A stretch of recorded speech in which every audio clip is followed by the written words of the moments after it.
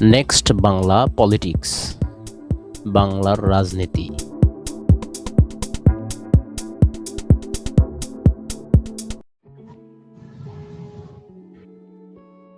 Hello, আমার কথা শোনা যায়? জি, শোনা যাচ্ছে স্যার। আচ্ছা, আমি আমার কথায় মিউট ছিল। সবাইকে আসসালামু আলাইকুম ওয়া রাহমাতুল্লাহি ওয়া বারাকাতুহু। আমি খুব আনন্দের সাথে উপস্থাপনা শুনলাম হাসিনুরের। স্যার আপনি আরেকটু পিছনে গেলে বোধহয় জি দেখতে ভালো লাগবে এখন। জি জি জি জি জি আপনার কথা আমরা পরিষ্কার শুনছি, বলেন। জি আচ্ছা, গুড। আমার কাছে খুবই আনন্দ লাগছে যে আমরা একটা প্ল্যাটফর্ম তৈরি করতে পেরেছি যেখানে আমরা আধিপত্য বিরোধী কার্যক্রম পরিচালনা করব। আমি শুধু এটা বলতে চাই যে আমরা যদি বহু পুরনো ইতিহাসের থেকে আমরা যদি একটা সবগুলো ঘটনাগুলো যেগুলি আমরা নিতে পারি, যেমন বনি ইসরায়েলের ঘটনা, যেখানে ফেরাউন তাদেরকে গোলাম বানিয়ে রেখেছিল। এরপরে সেকেন্ড ওয়ার্ল্ড ওয়ারের আগে কতগুলা কান্ট্রি কলোনাইজড হয়েছিল বাই দি কলোনিয়াল পাওয়ার্স।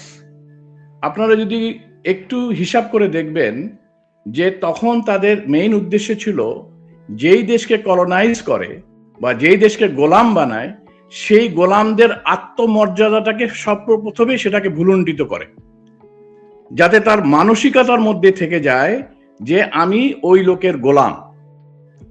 এই জিনিসটা গত 200 বছরেও ব্রিটিশরা আমাদের করেছে। বিকজ তারা এসে ঘোড়ায় চড়তো, তাদের অফিসাররা থাকতো ব্রিটিশ, সৈনিকগুলা থাকতো বাঙালি বা ভারতীয়, এবং তাদেরকে ঠিক সেভাবে ব্যবহার করত। আপনারা দেখবেন যে প্রতিটা কলোনিতে এই জিনিসগুলা করেছে যে যারা কলোনাইজ করে তারা প্রভু হয় এবং যাদেরকে কলোনাইজ করে তারা গোলাম হয়। এই গোলাম বানানোর জন্য প্রথমেই তাদের মানসিকতাটাকে গোলামী মানসিকতা করে দেয়, তার আত্মমর্যাদাটাকে সর্বপ্রথমে ভুলুণ্ঠিত করে। এই একই কাজ ভারতীয়রা আমাদের উপরে করেছে। ইন্ডিয়া গত 54 বছর ধরে আমাদের আত্মমর্যাদাটাকে স্থান দিতে দেয়নি। 71-এর কথাই চিন্তা করেন, সেখানে তারা 16 ডিসেম্বর তারা বলেছে ইন্ডিয়া পাকিস্তান, এবং সেখানে আমাদের সর্বাধিনায়ক যিনি ছিলেন তাকে স্থানও দেন নাই। তার মানে তারা এটা বোঝাতে চেয়েছে যে তোমরা আমাদের গোলাম থাকবা, আমরা তোমাদেরকে স্বাধীনতা দিয়েছি, এরপরে থেকে যতদিন তোমরা থাকবা আমার গোলাম থাকবা। এরপরে আপনি দেখেন চুক্তিগুলার আপনার যে ব্যাপার আছে সেই ব্যাপারে আমরা দেখতে পাচ্ছি সব জায়গায় আমরা শুধু দিয়েই যাচ্ছি এবং তারা আমাদের কাছ থেকে নিয়ে যাচ্ছে, এবং আমাদের তরফ থেকে একটা টু শব্দ করার কোনো সাহস আমাদের কাছ থেকে তারা অধিকারগুলা কেড়ে নিয়েছে। এবং এটার পিছনে সবচেয়ে বড় কারণ হলো আমাদের নেতৃত্ব। আমাদের নেতৃত্ব আমাদেরকে আত্মমর্যাদাশীল জাতি হিসাবে তৈরি করার সুযোগই দেয় নাই, এবং যারা করতে চেয়েছিল তাদেরকে হত্যা করা হয়েছে। বিশেষ করে আমি জেনারেল জিয়াউর রহমানের কথা বলছি। তো এখন আমাদের এই সময়ে যে জিনিসটা হচ্ছে, আমাদের মানসিকভাবে আমরা যে গোলামির যে জিঞ্জিরটা মানসিকভাবে আছে সেটাকে আমাদেরকে ছুঁড়ে ফেলে দিতে হবে, এবং কেউ আমাদেরকে গোলাম বানাবে এই জিনিসটা আমরা কখনোই সহ্য করব না। এই মানসিকতাটা থাকতে হবে যাতে আমি তোমার গোলাম না, আমি সমান, তুমি যেটা আমিও সেটা। এই জিনিসের জন্য আমি দাবিগুলা শুনলাম, পরবর্তীতে হয়তো আমাদের দাবিও আসবে, আরো কিছু দাবি ইনক্লুড হবে, কিন্তু আমি যেটা বলতে চাচ্ছি আমরা আর প্রতিরোধ করতে চাই না, আমরা এখন প্রতিশোধ নিব।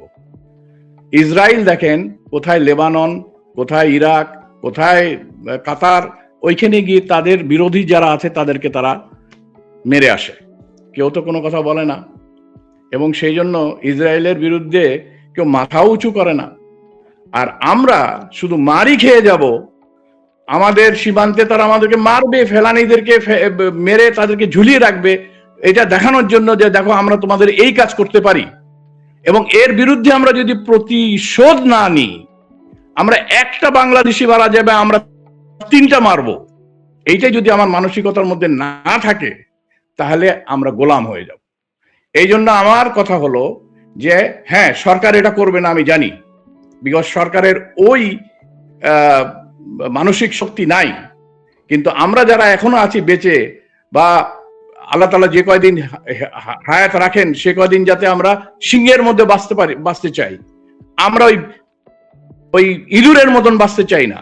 আমরা যে কয় ঘন্টা বাঁচবো সে কয় ঘন্টা আমরা সিংহের মধ্যে বাঁচতে চাই।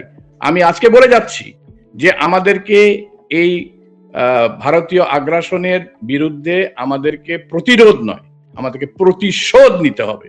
এবং এই প্রতিশোধ নেওয়ার জন্য যা যা করার, কেউ যদি না করে আমি একলা করব, কিন্তু এটা আমাকে করতে হবে, বিকজ এটা ছাড়া আমাদের মুক্তি নাই। সবাইকে ধন্যবাদ। আল্লাহ হাফিজ।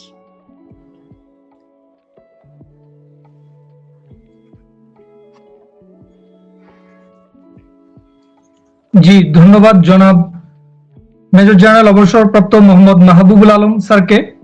ভিডিওটি ভালো লাগলে লাইক, কমেন্ট, শেয়ার করে সাবস্ক্রাইব করুন।